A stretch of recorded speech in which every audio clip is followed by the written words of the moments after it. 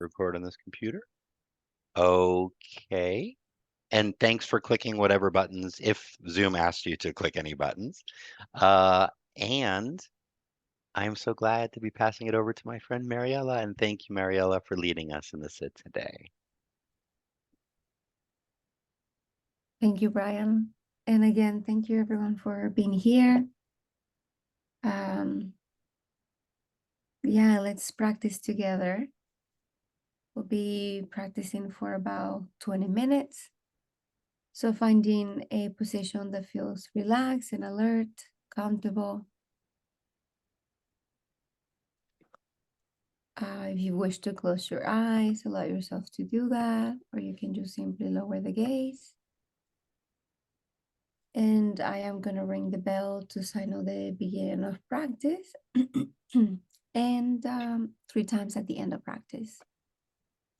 So if you wish, you can use the sound of the bell as an invitation to bring all of your attention to this moment.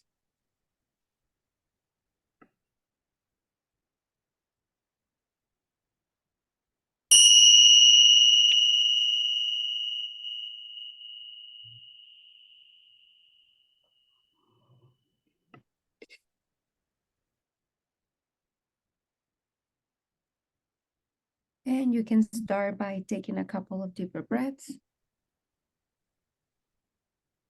Taking a deeper inhale, breathing through the nose, and a deep exhale through the nose. And just bringing all of your attention to this moment. The body being here.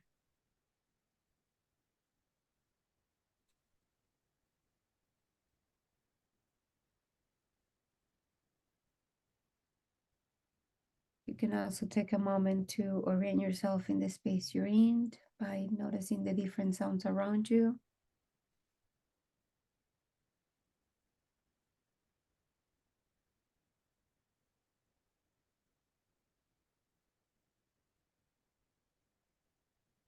And just letting the experience of hearing come to you.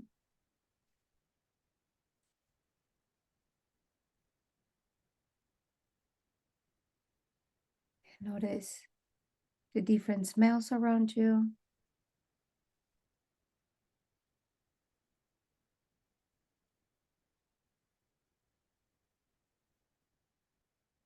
Feeling the temperature of the space you're in.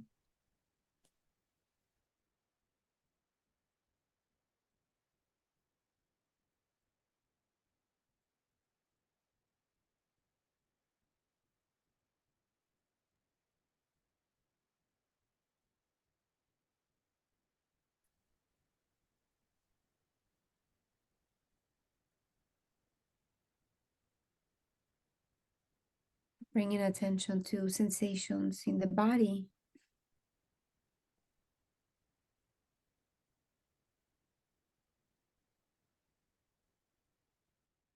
Feeling the different points of contact of the body with the chair, the cushion, the sofa. Whatever object you are sitting or laying down on. Noticing sensations in the back.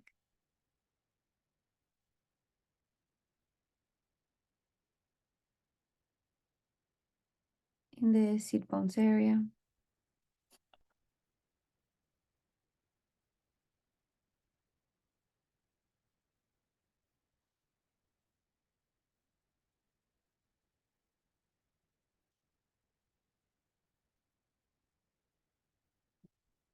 The sensations in the soles of the feet.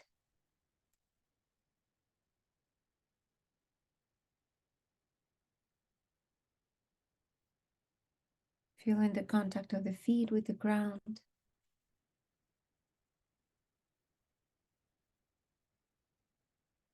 And becoming aware of the ground underneath you. The earth holding you.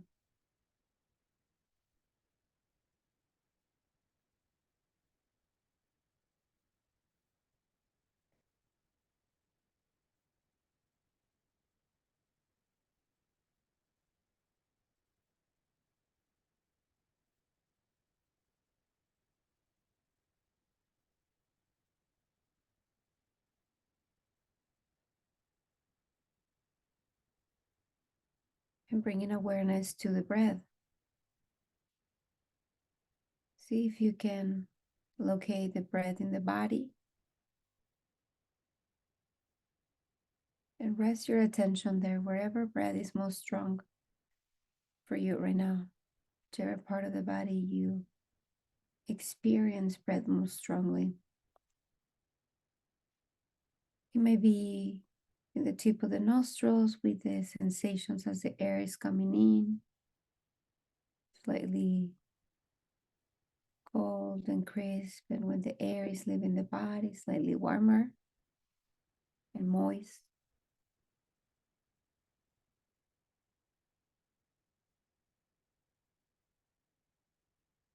Maybe in the rising and falling of the chest, or perhaps breath is most present in the belly area. Expansion of the belly with the inhale and contraction of the belly with the exhale. So resting your attention in any of those parts of the body or anywhere else where you experience breath, where it's easiest for you to feel the breath.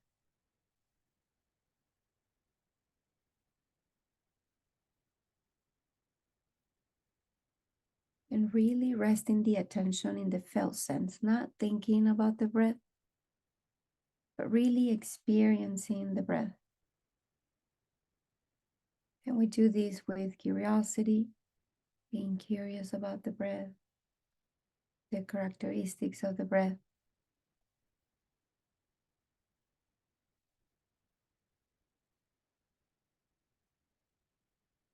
This is a moment to moment kind awareness.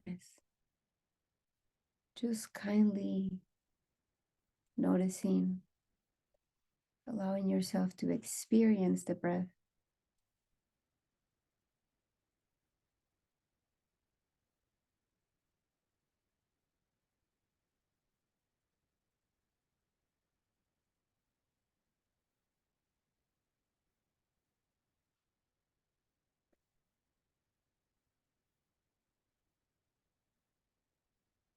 To the best of your abilities without wishing that this experience, that this moment is any different than what it is.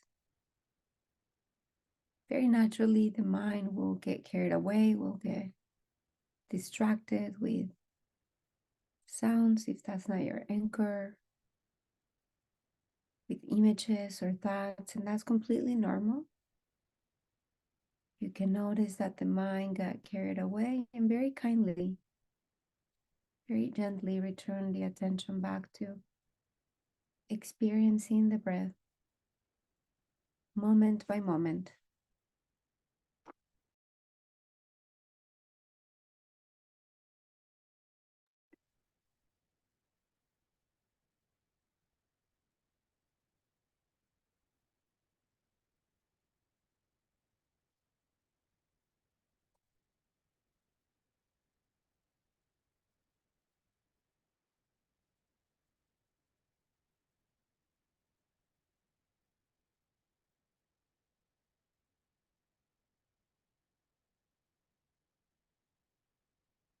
Notice how you don't need to make the breath happen. The body knows how to breathe.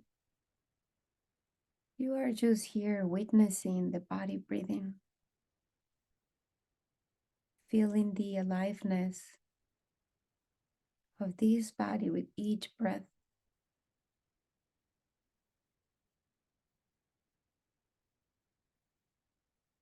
The inhale, the breath, keeping this body alive.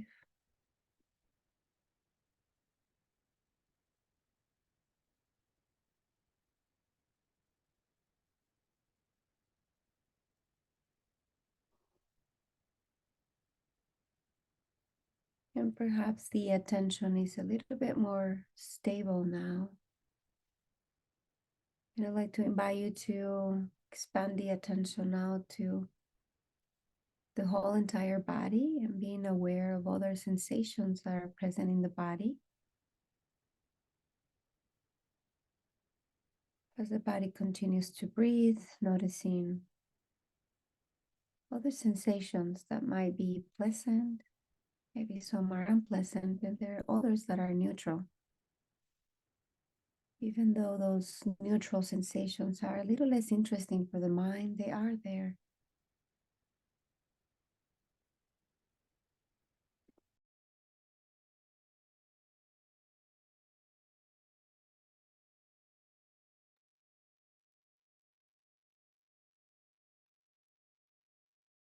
Maybe you can just gently scan the body from head to toes.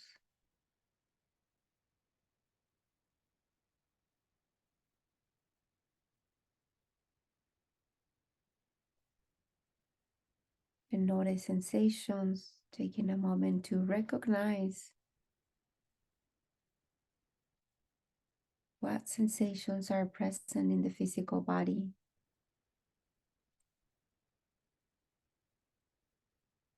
And to the best of your abilities, see if you can allow those sensations to be here, exactly as they are, just maybe for one moment. They are all welcome.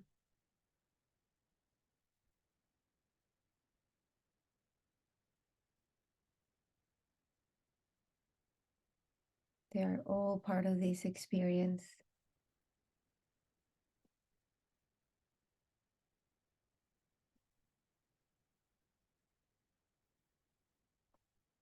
And there is nothing wrong with any of those sensations.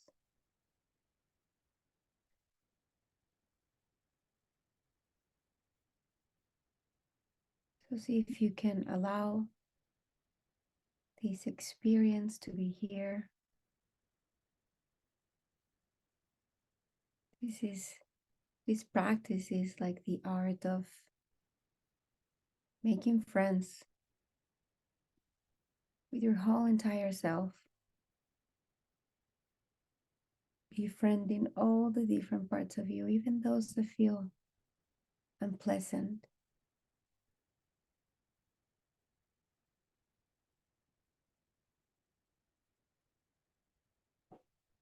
We also make space for acknowledging the activity of the mind as phenomenon that is coming and passing by. Thinking is happening.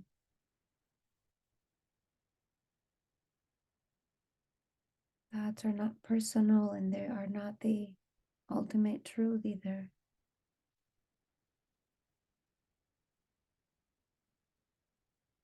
Can you allow the activity of the mind to also be present in this space? Being kind to it, allowing the experience to come and pass by without attaching to it, without pushing it away.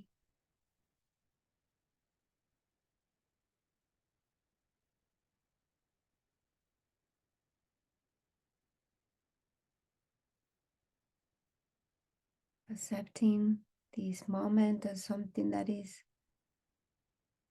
present right now, but it's also changing, it's impermanent.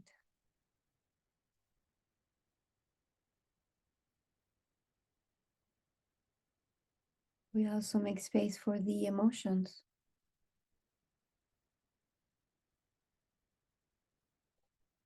What's in your emotional world? What's present?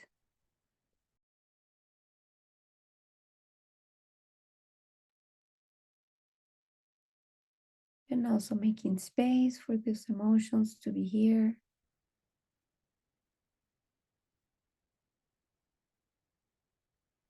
All of them, see if you can allow them to be here with curiosity and kind attention.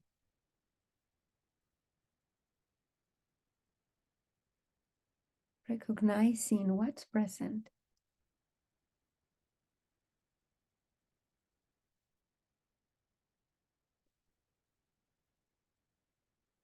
See if you can just for one moment open yourself up to experience more fully what's here, what's already here.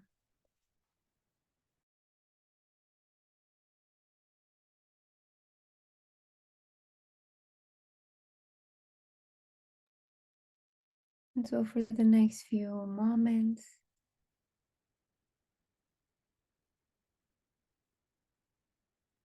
allowing this whole entire experience to be here, including sensations, thoughts, emotions. This is what it feels to be human right now.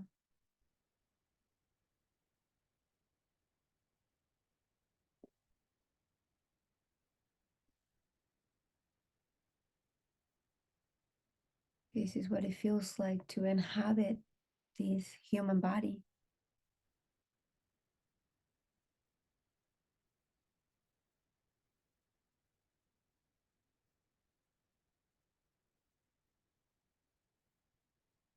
See if you can allow it to be here. And if for any reason it feels like it's hard to be present in this experience, just be aware of that and really take care of yourself. Maybe you need to bring awareness back to the breath, and that's okay. But if you can, see if you can remain open to experiencing that to the best of your abilities at your own rhythm.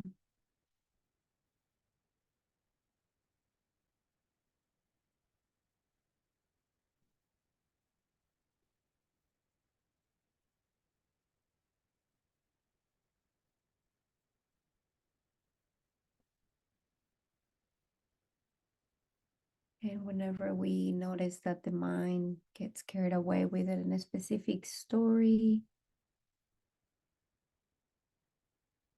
with an image, that's okay. And again, see if just for this practice, just bring the awareness back to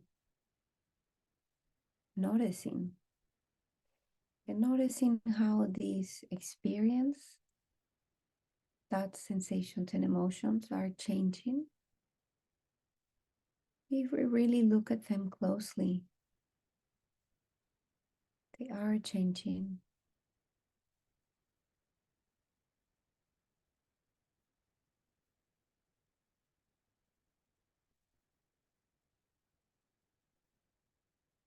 Life is an accumulation of moments coming and passing by.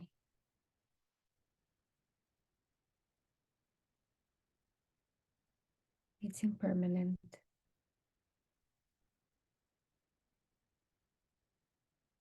And can we hold this with love, with tenderness,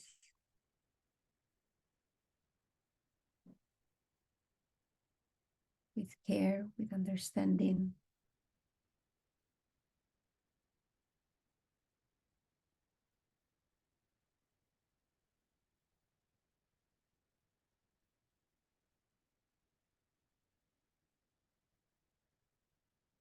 Perhaps holding the understanding that being human in this body, we're bound to experience suffering.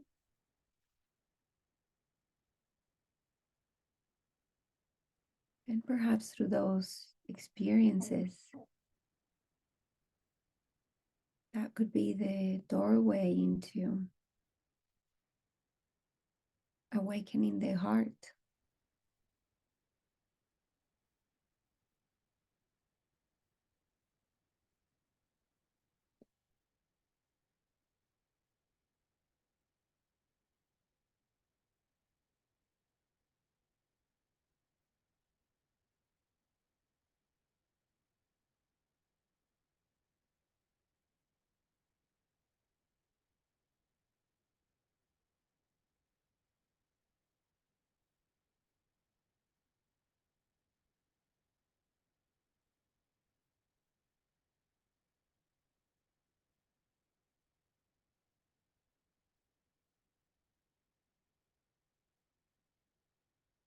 All the different parts of you are welcome in this space.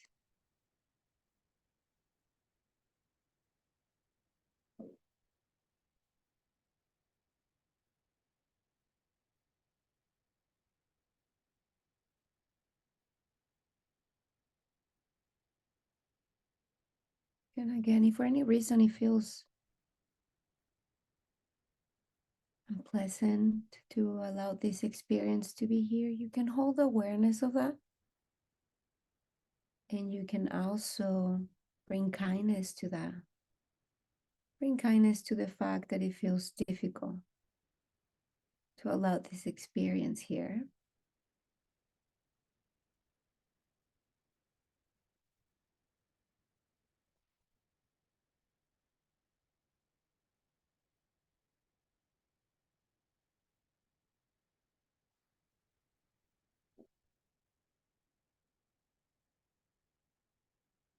Maybe taking one more deep inhale and a deep exhale.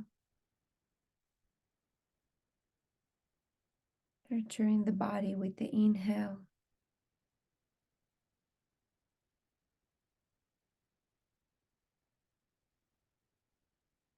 Notice how the body feels from beginning of practice to now. Does the mind or the heart feel a little more settled?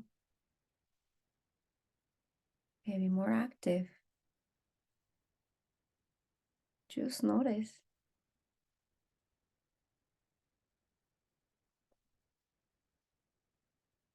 And as we approach the end of this practice, I would like to end with inviting you to bring attention to gratitude.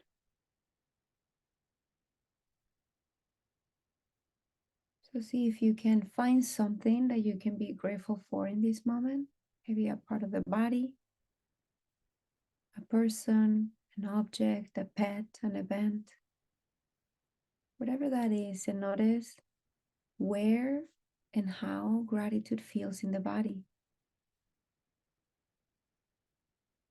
Really drop into that experience of gratitude and how it feels. Bring attention to gratitude.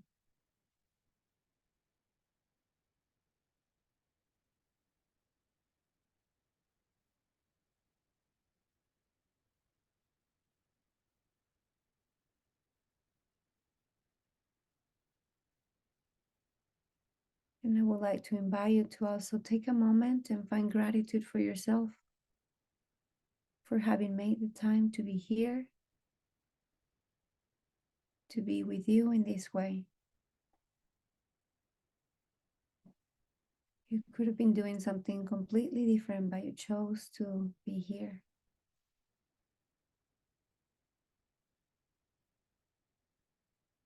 And I invite you to honor that.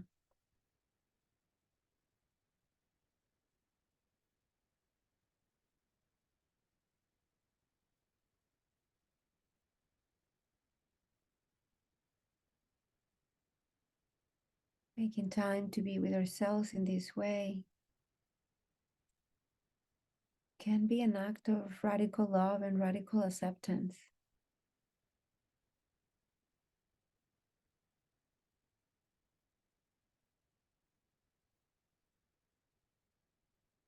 Could also be the doorway into our healing, into getting to know ourselves more deeply. And through that, finding the freedom from our suffering.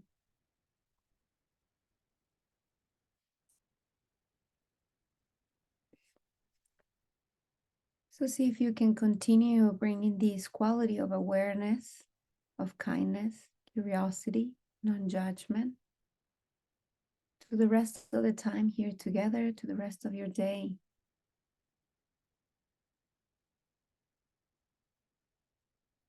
And at your own rhythm, without rushing when I ring the bell, bringing movement to the body and letting light, colors, shapes come to you.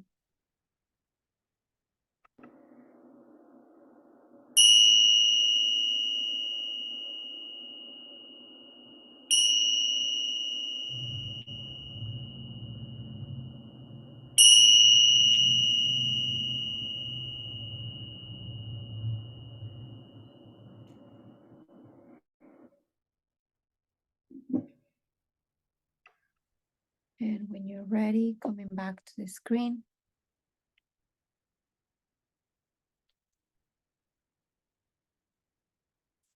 Thank you all for your practice, for being here. It's so beautiful to practice in community. And I'm very excited about our topic today. So I'll pass it on to our wonderful speaker, co-host, Brian, to talk about such an important topic, no matter the date or the month of the year. So thank you, Brian. And thank you all for practicing together. Thank you, Mariella. Yeah, thank you for leading us in this sit, and I'm so glad that we all get to sit together. Yeah, I'm really glad we all get to sit together. So, welcome to those who joined mid-sit. We are still the InsightLA Mindfulness and Deep Suffering Practice Group. We're a practice group, we're an affinity group, and we are celebrating this month 3 years of being here, which is really exciting. And I love this group. I definitely love Mariella. And I'm so glad that we all get to spend time together. And it is nice to learn that despite what the movies and the TV shows and um, seem to imply that there's only one kind of love in the world that really matters, the romantic Romeo and Juliet love. That's the only love that really is worth a damn. But I'm so glad to learn that that isn't the only and perhaps not the most important type of love. There's friendship, there's community, there's family, there's chosen family, new family. And yeah, Mariella, I'm so glad that we're in each other's lives. It's really nice. It's really, really nice. And I'm so glad that we have this space too with all of us so that we get to share that love with everyone. Um, yeah. So, speaking of romantic love, I am going to talk a bit today about the topic of spousal grief, partner loss. I'm a proud social worker. I think we got some other social workers here today, and I am a grief therapist. So I see individuals who are trying to make sense of and try to figure out what is this new normal now. Some of whom have lost a partner or spouse, and I'm also very glad to run grief groups. And one of the groups that I have that I participate in, I'm very proud to sit with is a spousal grief group that meets weekly. So I'll talk for about 20 minutes, and then when I finish at around the top of the hour, then we'll turn off the recording, and then looking forward to our discussion, connection, community, questions, reflections on any topic. And grief is a big, big, big topic. Um, Death and dying and mortality and love. So um, and one other comment that I wanted to make before I begin, I mean, I've already begun, so I keep beginning, is that I'm glad to share some of these reflections and a few stories, and I'm offering this in the spirit of love, and that if anything that I share is not helpful, please just let it go right on by. And if anything that I say causes harm, please know that that's not my intention. Um, And yeah, listen for the things that resonate with you, like everything, which I'm really grateful for that mindfulness, just like you led us, Mariella, and that's it, that we can all notice for ourselves what's happening inside. And yes, okay. So I wanted to start with two two readings. One's a poem, and one is a quotation from an autobiography. Let me start with the poem. Poem is titled Separation by W.S. Merwin. Your absence has gone through me like thread through a needle. Everything I do is stitched with its color.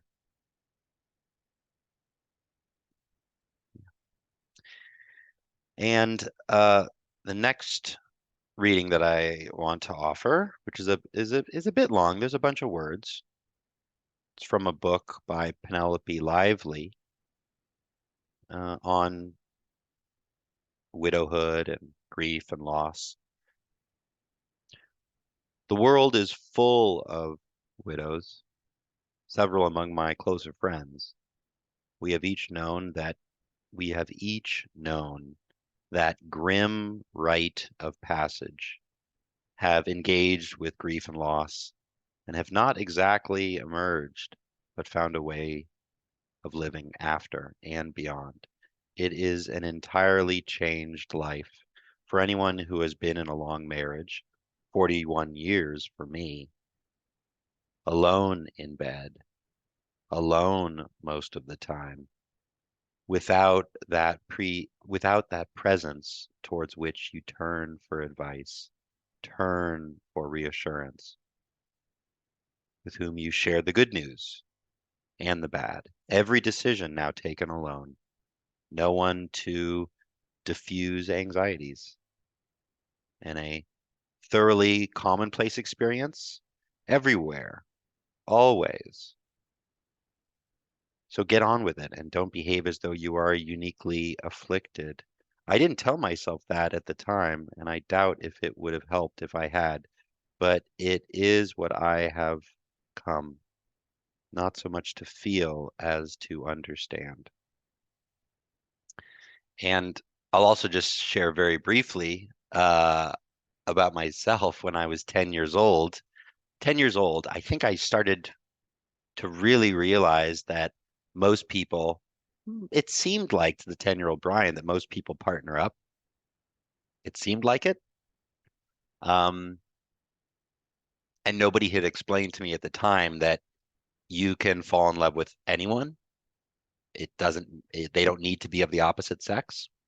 So at 10 years old, which is true, I can love anybody I want. But at the time, I thought it had to be someone of the opposite sex, and I thought that I needed to find a wife. And I was so scared because the 10-year-old Brian was terrified that if when I find a wife and we are both, let's say, 95 years old, that was a number that I came up with, um, that I was so worried. I wasn't sleeping because I was so scared. What if she dies before me? And it was really a big upset in my life. And my parents uh, found a therapist that I could go talk to and child therapy. So, we played board games for 45 minutes. And then for the last 5 minutes, we talked about what was on my mind. And, I think we had maybe 6 sessions. And I would tell him how scared I was that what if she dies before me? What if my wife dies? How will I live without her? Won't it kill me? 10 years old, by the way. And I remember he was sort of, I guess, a little frustrated, maybe after 6 sessions. And he said, look, you've got two choices. You can either live your whole life waiting for that person to die, like waiting for your parents to die, waiting for the worst thing possible to happen. And when it happens, or if and when it happens, it will crush you and it'll destroy you. Or you can try to live your life, enjoy each day as best you can. And then if and when these tragedies befall you, you won't have, he didn't use this words, but this is how adult Brian remembers it, or like my language now. He was saying you won't have squandered your life. You won't have wasted your life. And it sort of got through to me. But I'm still scared of that. And every week I sit with people who are going through that very thing. And, one of the reasons, just bringing it back to our group here for a second, it is most certainly true that we are all wired for connection. We all could have meditated alone this morning, but something brought us all together. It's easier. It feels right to be around a campfire or meditating together or eating together. And so we're wired for connection, but in a world of impermanence. And being wired for connection in a world of impermanence is really hard. It was hard for the 10-year-old Brian. Uh, I think I know it's hard for everyone. Deep, deep suffering. And with grief, particularly spousal grief, partner grief, um, deep, deep sorrow, deep, deep sorrow. We are in the US, we're coming up to tax season. I guess it already started. And for some people that I know, this will be the first tax season that they do without their husband or their wife or their long-term partner. And how hard, it's so hard. It's so, so hard. And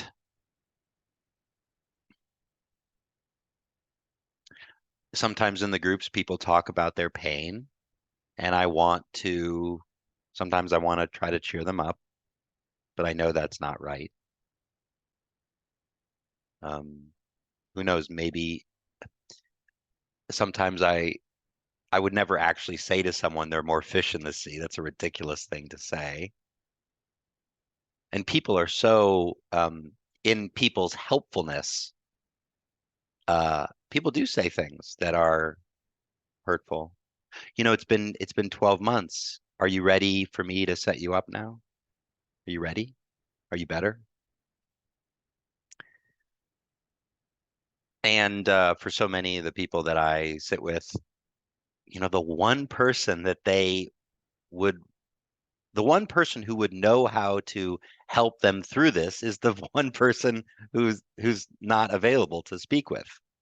The only thing we want, we can't have, is them to be here sitting next to us. And the the numbness, the fear and the anger. Thank goodness that there's many people in this what we call this mindfulness, contemplative practices, spiritual practices.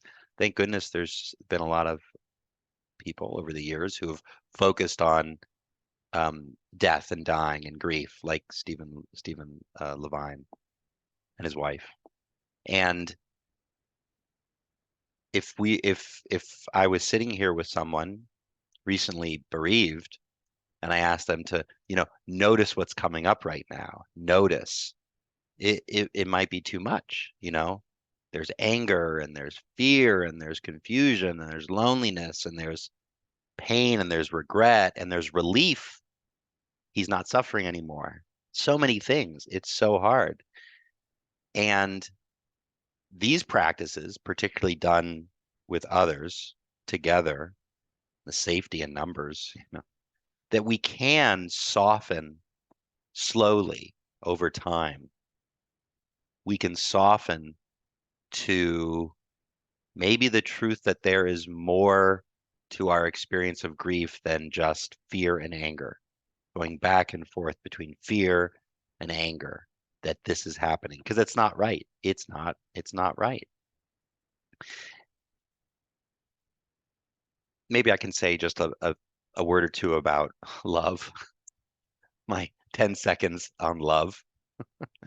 And something else that our society, at least the society and the culture that I was raised in, uh, taught me about love. Again, love is Romeo and Juliet. Love is for the young and the beautiful. And the Beatles, all you need is love. That's it. You're fine. And love is a feeling, and it's just a feeling. Um, of course, is it just a feeling? For those who are interested to learn more about love, I recommend uh, Robert Solomon, who was an academic and a researcher and a writer in Texas who wrote on love. I can make any one of you love me right now, anyone here, if I just gave you enough chocolate. You would have the feelings of love. You would feel that. But of course, love is more than the feeling and just the sensation. Love is an engagement with the world, specifically one person. Of course, we can love many people, but this engagement with the world, connecting with the world, this chemistry, this chemistry between two people. And in chemistry, right, there's this catalyst, right? And that we are different now. And that and those who are familiar with Viktor Frankl and man's search for meaning and existential theory or therapy, he and others talk about how maybe love is the only way to grasp another human being, the innermost, the deepest part of another person, their core. And maybe without love, it's not possible to see and to feel and to touch into another person's essence. And this mutuality, this reciprocity where through love, the loving person enables the beloved person to grow, to grow into their potentialities, right? To actualize, to actualize their potentialities. Through love, we become aware of what we could be, and we see each other. Again, going back to Mariella, I hope you don't mind me talking about you today. That this connection and love, I really like how I realize I'm jumping between romantic love and different types of love, but that I like how I look in the eyes of a person that I trust, like you, Mariella. You know, I I like how I like how I look. The love, the reflection that we get from the people that we love and love us back and love us for who we are, not what we could be if we just, made a little bit more money or lost a little weight.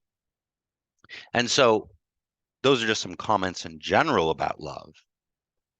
And so when we lose that love, or when people who are in marriages or relationships of whatever length, when that love, it's still here, but it's not here physically, but it's still here.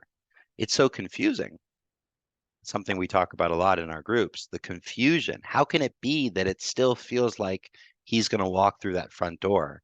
And those of you that have read Joan Didion's great book, The Year of Magical Thinking, it still seems like he's going to come right back in. We're just waiting. Maybe this is all one big mistake. And in the meantime, how am I going to get all the kids to school alone? And how am I going to do this? And it's too much. It's too much. And I don't have an answer. Maybe grief isn't a problem to be fixed. Maybe grief isn't well, it's certainly not a sickness or an illness and pathological, although we do treat it in our cultures and societies sometimes, you know. Um, but maybe grief isn't a problem to be solved, but something to live into and practice. Yeah.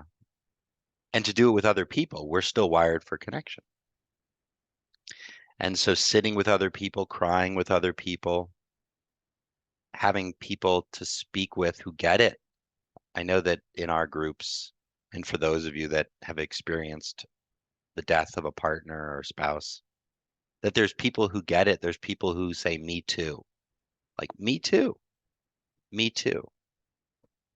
and to be able to have shoulders to cry on and people to, well, to, because for the first 2 weeks or 2 or 3 weeks, everybody's great. People call and then the phone stops ringing. And so I sort of am coming back to what I said at the very, very beginning, that we're wired for connection, we're wired for attachment in a world of impermanence.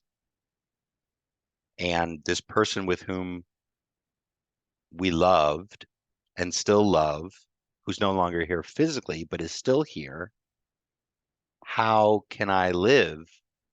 How can I go on?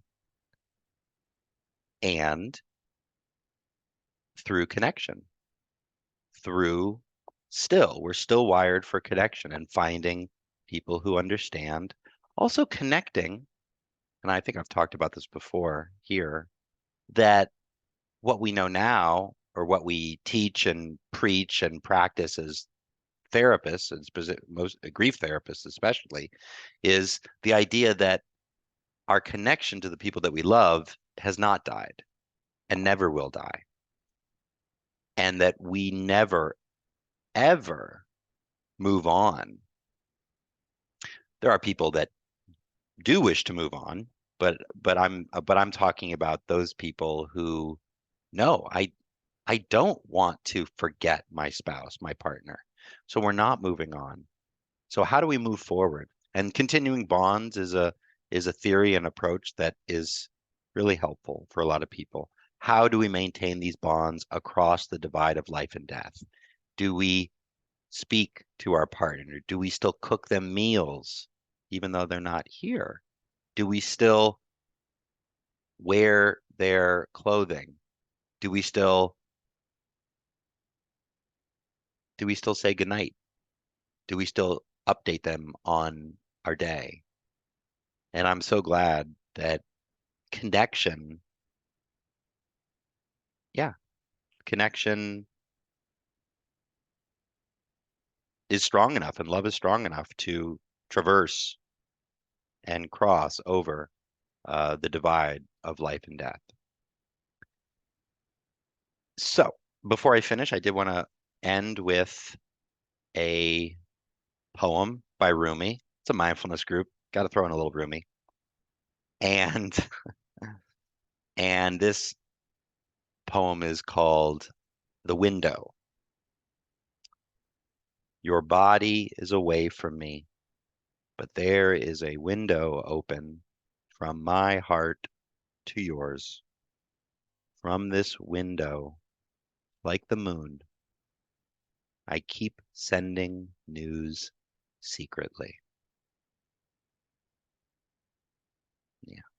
So for all of us that have lost someone near and dear to us, whether it be a spouse, a parent, a grandparent, a friend,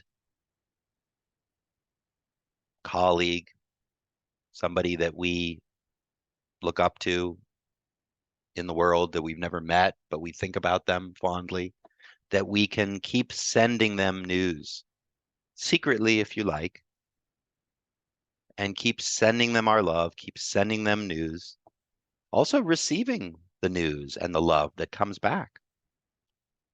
And thank goodness that even though the people that we care about die, that love doesn't die, connection doesn't die, and that there's so many ways to keep and, like a garden, to nourish and water those connections.